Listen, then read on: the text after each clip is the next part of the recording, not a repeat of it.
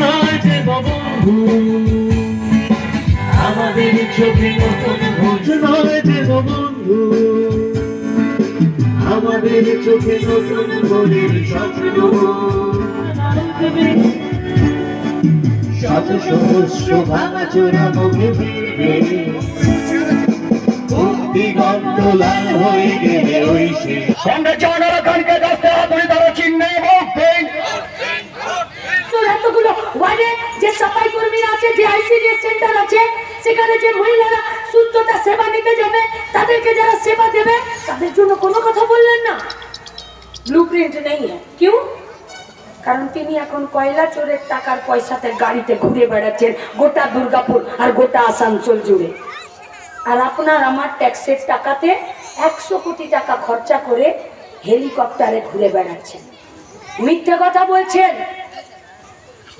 ডিসেম্বরে বাড়ি তৈরির পয়সা দিয়ে দেবে, মিথ্যে কথা বলছেন। বাজার ছিল কিন্তু নিচে নামতেই গোটা আসানসোল লোকসভা কেন্দ্রে যারা পয়সা খরচা করে জল নিয়েছে, তারা তাদের কলারটা 4 জুন জাহানারা খানকে সাথে নিয়ে ধরে গলায় গামছা দিয়ে যে পয়সা দিয়ে ঘুষ দিয়ে জল নিয়েছে সেই পয়সাটা তাদের কাছে আদায় করবে। সেদিন আমরা দেখবো রাজ্যের মুখ্যমন্ত্রী কত বড় বুকে ধক নিয়ে এখানে কথা বলতে পারে, আর পিছনে যারা মাদারি খেল দেখার মতন কালকে দাঁড়িয়ে তালি দিচ্ছিল তাদের কতটা তালি বাজে। কি বলতে চাইছেন আপনি? গোটা আসানসোল কর্পোরেশনের কথা ছেড়ে দিলাম, শুধুমাত্র এই রানীগঞ্জ যদি পুরনো পৌরসভা আর এখানকার 11টা ওয়ার্ডের কথা আমরা জিজ্ঞেস করি, 102টা বুথ আছে এখানে। শুধুমাত্র রানীগঞ্জ পৌরসভাতে 1-2 বুথ बढ़ते पारे বা कमते पारे।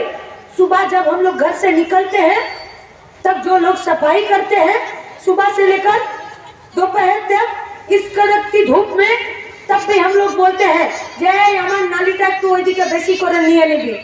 যদি বলে যে দাদা একটু জল হবে, তো বাড়ি থেকে যে জলটা দিয়ে দেয় তো বলে ওই বোতলটা ওদেরকেই দিয়ে দিবি, বোতলটা আর ঘরে নিবি না, কারণ ওরা নোংরা ঘাটছে। রাজ্যের মুখ্যমন্ত্রী আসানসোলের বুকে এসে সভা করলেন, একটা কথা বলে যেতে পারলেন যে এই রানীগঞ্জ এখানে যে বড়টা আছে সেই বড়তে যারা স্থায়ী পার্মানেন্ট কাজ করছে তারা 43 জন আর 392 জন অস্থায়ী সাফাই কর্মী আছে, তাদের বেতনটা কত? আসানসোল কর্পোরেশনের অভ্যন্তরে 1500 না 3000 করে কাউন্সিলরদের বেতন বাড়লো। লজ্জা করে না আপনাদের? যারা ভোরবেলা থেকে শুরু করে দুপুর 2টা পর্যন্ত প্রত্যেকটা দিন গোটা এলাকার সাফাই করছে, তাদেরকে 35 টাকা না 30 টাকা বেতন বাড়ানোর জন্য বড়গুলো আর আসানসোল কর্পোরেশন আমাদেরকে আমাদের সাফাই কর্মীর ইউনিয়নের পক্ষ থেকে আমাদেরকে অবরোধ করতে হলো। তবে গিয়ে একদিকে কাউন্সিলরদের বেতন বাড়লো 1000 আর ওদের বেতন বাড়লো 30 টাকা মতন আশাবাদী। রুটি রুজির লড়াইয়ে যে কেউ থাকতে পারে। সিনেমা আর্টিস্ট তিনি যদি হন, তিনি যদি তার জগতের রুটি রুজির জন্য কোনোদিন লড়েছেন, সেটাও তো একটা বড় ব্যাপার।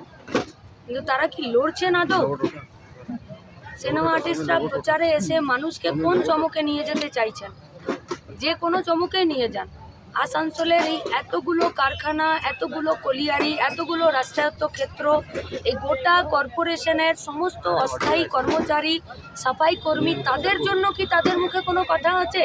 আর দেশ বাঁচানোর ক্ষেত্রে তাদের ভূমিকাটা কি?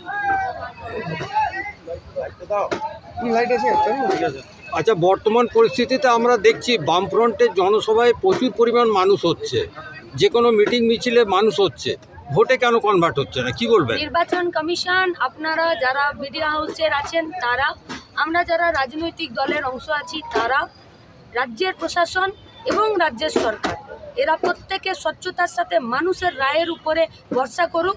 এখান থেকে একমাত্র যে জিতবে তার নাম জাহানারা খান। কালকে মমতা ব্যানার্জি সবাই বলে গেলেন যে যে সমস্ত প্রকল্প যেসব আমি করেছি এবং বিজেপিকে বাংলায় ছেড়ে দিন, আমি দেখে নেব। কি বলছি? দেখুন, উনি যদি একাই বলেন দেখে নেবেন, সেটা ওনার কি ব্যাপার আমি জানি না, কিন্তু কোন প্রকল্প করেছে? এখানকার যে কলিয়ারিগুলো বন্ধ করার নোটিশ গত টার্মে বিজেপির সরকার দিল 2014 থেকে 19, সেই নোটিশগুলো তো আপনার এমপিরাও ছিল 19 থেকে 21।